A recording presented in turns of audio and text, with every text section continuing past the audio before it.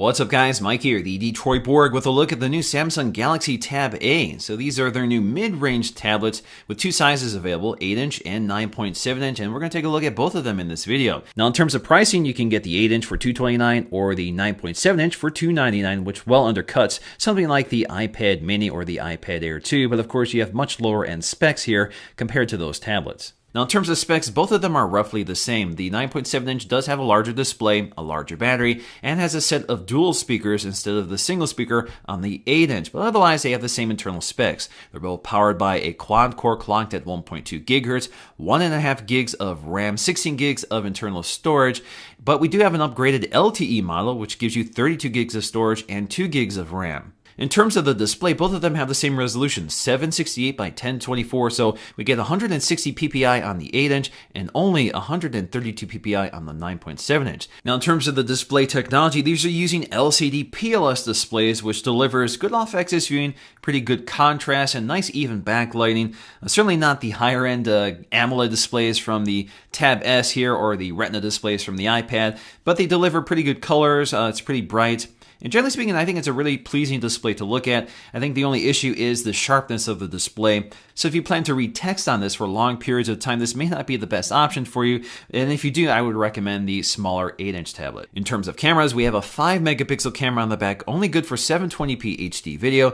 We have a 2 megapixel camera on the front. In terms of battery, we have 4,200 milliamp hours on the 8-inch and 6,000 milliamp hours on the 9.7-inch, but you can expect about the same battery life in both tablets. Now you can expand storage thanks to a micro SD card slot, which supports 120 gig cards. Now perhaps the biggest news with the new Tab A is the screen's aspect ratio, which is a very iPad-like 4:3 as opposed to the 16:10 widescreen aspect ratio that Samsung has favored up to this point. Now inside our blue boxes here, we'll find both of our tablets wrapped in these fabric envelopes, very similar to the Tab S I reviewed previously. Now in terms of accessories, of course, both of them have micro USB 2.0 cables. Now the 9.7-inch does have a larger power adapter for quicker charging, and of course because we have a larger battery to deal with. We also have some paperwork which includes a quick start guide, information on how to upgrade the software, information on how to register your device, and your health, safety, and warranty guide. Now taking a close look at the design, these are budget tablets, so they are plastic. There's no metal here, but the plastic has a nice silkier texture to it. It feels a little more premium than Samsung's Tab 4 from last year, which had a really coarse grain to it. It's actually very similar to the Tab S, but not quite as light, not quite as thin. The bezel surrounding the glass is also plastic, but it does add some detail. Also on the back are these fasteners for attaching the optional cover accessory. Of course, we've seen this with a Tab S before. Also on the back is the protruding 5 megapixel camera with 720p video and autofocusing. Now it sticks out more on the 8-inch because the camera module is actually behind the display, which is not the case on the 9.7-inch. It's actually behind the bezel. Now on the bottom you'll find more differences. We have a USB 2.0 port, a headphone jack, and a set of dual speakers on the 9.7-inch and a single speaker on the 8-inch. On the right side, basically the same layout for both. We have a microphone, a sleep-wake power button, and below that is a volume rocker. Farther down, we'll find a micro SD card slot covered with a flap, which again supports 120 gigs. Toward the top of the display, you'll find a front-facing 2 megapixel camera with an ambient light sensor. There is no LED notification light. Toward the bottom, you'll find your home button, which does not integrate any fingerprint scanner. We also have our Android navigation keys, which are capacitive, but they are not backlit like you get with the Tab S. Alright, so let's take a look at the user interface. This is Android 5.0 skinned with TouchWiz. So it has been updated for the new look, and it's actually pretty nice and pretty quick and smooth. In terms of our lock screen, we have our expandable notifications. We can also quickly launch into our camera app right from the lock screen. Now if we get to the home screen, you swipe between our available pages, and if you swipe all the way to the right, you get to that Flipboard briefing. So this is familiar from other Samsung devices. So this basically aggregates news items, and you can customize this by going up here to the upper right. You can customize the categories that feed into each of these. So for example, if you like Mideast news, you can add it, or if you want to add Democrats, or if you're under business, you can add small business and Wall Street. Under technology, you can add mobile marketing, and you get the idea here. So there's a lot of customization options, and of course you can also rearrange them if you want, or you can just disable certain categories.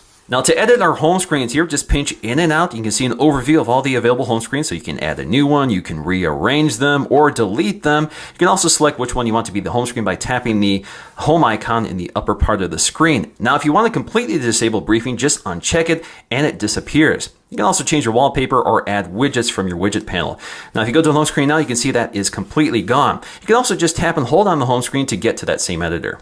We also have our drop-down notification sheet, which includes all of our notifications, which are expandable and dismissible. Up top, we have all our quick setting toggles, as well as our brightness slider, which does include adaptive brightness, which is nice. So you do have an ambient light sensor in here. We have S-Finder, which is a universal search for the entire platform. This allows you to search the entire device for anything. So for example, if you want to search for Android here, it searches for everything, including your settings panel, your files, and a web search. We also have Quick Connect, which allows you to see wireless devices nearby that you can connect to with this tablet, such as other Samsung devices, an AV receiver for broadcasting media, a TV for mirroring your device to that TV, stuff like that. So this just is a quick way of accessing those features. Up top, we have all of our quick setting toggles, which includes things like Wi-Fi, so if you want to turn that off quickly, to mute your device, that sort of thing. Screen rotation lock, Bluetooth, power saving mode, so you have kind of a standard power saving mode to preserve battery life, airplane mode, do not disturb to mute your notifications, reading mode, which dims the display to kind of a warmer color, which is more pleasing to the eye while reading. We have ultra power saving mode, which I'll demonstrate in just a bit. Smart stay, so it monitors for the presence of your eyes and prevents the display from going to sleep. Pretty familiar Samsung feature. We also have private mode for hiding certain files. If you want to hide some documents or photographs, you can enter private mode to do so. So it's behind a password in order to re-access those files. And then we have screen mirroring for wirelessly broadcasting the display and audio of this device to a compatible TV, such as a Samsung Smart TV, and you can disable syncing. Now this is also customizable, so we can go up to edit and we can add or remove some of these toggles. Now, if you want to quickly access any one of these control panels, just tap and hold on them. So for example, if you want to access Do Not Disturb here, just tap and hold on it, and you can schedule your Do Not Disturb settings instead of just turning it on and off. Also available from the drop-down notification shade is multi-user mode. So this allows you to switch to a guest mode. So if you want to hand this off to another user without giving them access to your account, you can just enter guest mode and they have to use their own account. You can also add a new user. So this is a permanent user that can have access to the device by logging in with their own account, which is completely separate from yours. They can set their own wallpapers, install their own apps, take their own photographs, and it's completely independent from your primary account. Now we have two profiles we can use. You can use the standard user profile, which is just like your profile, or restricted profile. So if you want to use this with children in the family, you can select a restricted profile so they have limited access to apps and accounts. So Ultra Power Saving Mode is only available in portrait orientation, but you can see very basic stuff here. You have your internet browser, your calendar, and your clock. You have your estimated time of battery life left, and then you can add additional apps, but very few of them. So you can add your calculator, Google Plus, and Memo app. But it dials back screen brightness, dials back background processes, but you do get some of your notifications here. Now, if you want to exit this, just go up to turn off Ultra Power Saving Mode. Taking a look at the app selection here, pretty basic stuff. We have a lot of Samsung apps and a lot of Google apps here, which get their own folder, but we also have lots of Microsoft apps. So we have Word, Excel, PowerPoint, OneNote, Skype, and OneDrive. So they all come pre-installed here, and that's part of Samsung's new agreement with Microsoft. Now you can edit the app drawer. Just go up to edit, and you can see the apps that are eligible for uninstallation have this little minus sign. So if you want to uninstall those, you can. You can also folder these items in edit mode. So for example, just drag and drop them over top of each other, and then you can name them or change the coloring. Now this tablet does support split screen view, so if you tap and hold the overview button, this activates split screen view. Now this allows you to select a compatible app for split screen view like YouTube and Chrome here. So one opens on one side, the other opens on the other side, and you can resize the window. You can tap on the window to highlight it in blue, which means that's the active window, so you can go back and that sort of thing. So with the active window highlighted in blue, if I tap this circle icon, I can act upon it. So I can switch between the left-hand and right-hand side. I can copy items from one window to paste it in the other. I can maximize it, minimize it, or just close the window. Alternatively, you can activate split screen view from the overview feature. So apps that are compatible with split screen will have these little double icons next to the close button. So for example, I can activate split screen for Gmail. So it loads Gmail on one side, and I can activate another app on the other side. Now, split screen is very useful to have, especially on a tablet here. So for example, if you're reading email and you have a question from somebody, you can bring up the browser on the other side to do some research to find the answer. We also get a pop-up viewer for certain apps here. So for example, I'm in Chrome and I can swipe in from the upper left-hand or right-hand edge to minimize it into this window view, which I can resize. Now I can do this up to 5 times with individual apps here. So I can actually have 5 windows open at once. It gets a little laggy here with that many windows open, but you can press the home button to minimize them into these badge views, which hover over whatever you're doing, and you can just tap them to bring them forward again. Now I can also tap that circle icon here to act upon them. So you can either maximize them, minimize them to that icon view, copy text or items from this window to paste them into the next, or just close them out. Now, if I want to close these out, I can just tap and hold on them and take them up to remove. Now, briefly taking a look at Samsung's keyboard, it does include a handwriting keyboard, and there is a version of this that will be sold with a stylus. You can also just use your finger, and it works pretty well. We can also quickly access a voice keyboard or our split keyboard, which is important on a tablet. So if you want that split keyboard for more thumb-reachable typing, you can do that here. Now let's take a look at our settings panel and some of the unique features here. So some of them are under sound and notifications. So we have our sound mode, pretty familiar stuff, but we also have sound quality and effects. This is something we saw with the Galaxy S6. So we have Adapt Sound, which will calibrate the sound to your ears. You just have to connect a set of headphones. We also have some equalizers here for Sound Alive Plus and Tube Amp, and these are only available over Bluetooth headsets or attached headphones. Now, because we have a set of stereo speakers on the 9.7-inch, we do have the option to turn on Sound Alive Plus to recreate surround sound. Under display, we have our screen mode, so we have reading mode or adaptive display, so I'm going to go ahead and click that. Under motions and gestures, we have mute to silence alarms. We also have palm swipe to capture, and you can see those are all turned on by default. So if you want to capture a screen grab, just swipe across the display. Under battery, we have our usage information, which includes power saving mode, which you can toggle on and off. You also have ultra power saving mode if you want to turn that on. Under storage, you can see how much space is available to the user, so not a whole lot here. Almost half of it is taken up by the system, but of course you can expand storage. Settings is also searchable, so if you just want to find things like display, just type it in and you get instant results and you can jump right to it. Taking a look at our camera app, of course, we have a 5 megapixel sensor good for 720p HD video. Tap anywhere on the scene to adjust exposure and focus. Snap your photograph. You can pinch in and out to zoom. We also have our mode selector down here. So we have auto, panorama, continuous shot, sound and shot, sport, and beauty face. If you want to know what each one of these are, just go up to info and it gives you an explanation for each.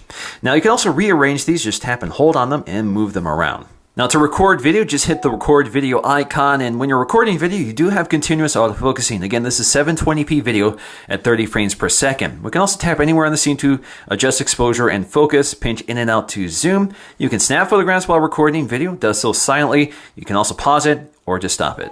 We also have our front-facing camera, which includes features like beauty face. So it's actually tracking your face, and then we'll soften the details to look a little more flattering. So you can snap a photograph, you can record video as well. We have our modes here, which include beauty face, auto mode, interval shot for taking a burst shot, and sound and shot, which records audio with your photograph. Now you can take a photograph just by tapping the screen, but you also have something under settings which you can enable that's off by default, which is gesture control. So I've turned it on, so let's go ahead and test that out. Basically, all you have to do is hold your hand up to the camera, it recognizes it, and does a countdown.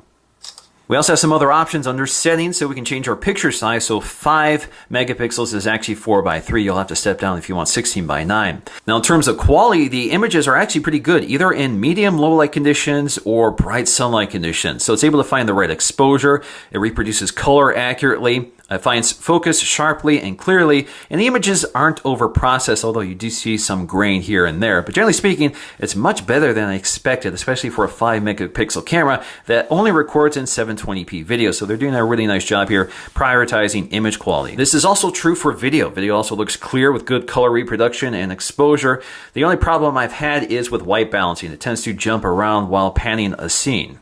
Now, continuous autofocusing can be a little slow and abrupt. It's also not balanced or stabilized in any way, so handheld video can be a little shaky, but that's common for any lower-end basic tablet. Alright guys, Mike here, the Detroit Borg, testing out the front-facing camera of the Galaxy Tab A, which isn't so good. 2 megapixels front-facing VGA video quality, but it does a pretty good job finding the right exposure so you can at least see me. But of course, a budget tablet comes with a budget camera, and that's the case here. Now, in terms of our Geekbench 3 scores, not terribly impressive here. The single core is a little under 500, multi is a little under 1500, compared to the Tab S, which scored around 800 on the single core and nearly 2400 on the multi. But ultimately, both pale in comparison to the performance of the iPad Air 2 at 1810 on the single core and over 4500 on the multi-core. Next up, I want to check out the speaker quality of the Tab A and compare them to other tablets.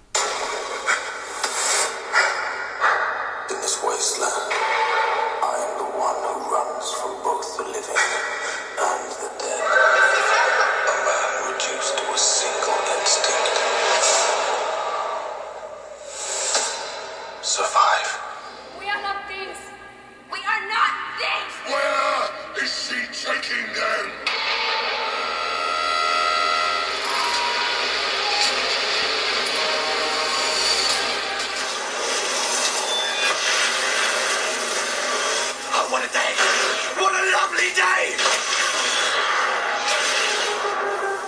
So in conclusion, the Tab A definitely isn't the best tablet to buy out there, but at this price, it's a pretty solid deal with a nice display, pretty decent cameras, really nice form factor. I do like the 4:3 aspect ratio, but of course, if you want to use this for watching movies, this isn't the best form factor for you. But for everything else, I think this 4:3 aspect ratio definitely hits the sweet spot. Now, because of our lower end specs, performance isn't the best here, although TouchWiz does perform fairly smoothly until you start pushing it with side-by-side windowing.